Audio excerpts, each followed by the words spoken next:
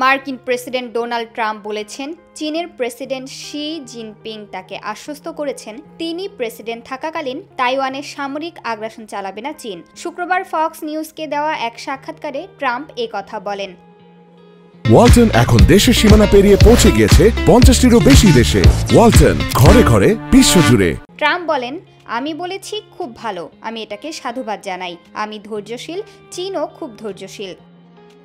Trump আরও জানান, তার দ্বিতীয় মেয়াদে জুন মাসে দুই দেশের নেতাদের মধ্যে প্রথম আনুষ্ঠানিক ফোনালাপ হয়। এছাড়া এপ্রিলে শি জিনপিং তাকে ফোন করেছিলেন বলেও উল্লেখ করেন তিনি, তবে সেই সময়কাল সুনির্দিষ্ট করেননি। চীন তাইওয়ানকে নিজেদের ভূখণ্ড দাবি করে আসছে এবং প্রয়োজনে শক্তি প্রয়োগ করে একীভূত করার ঘোষণা দিয়েছে।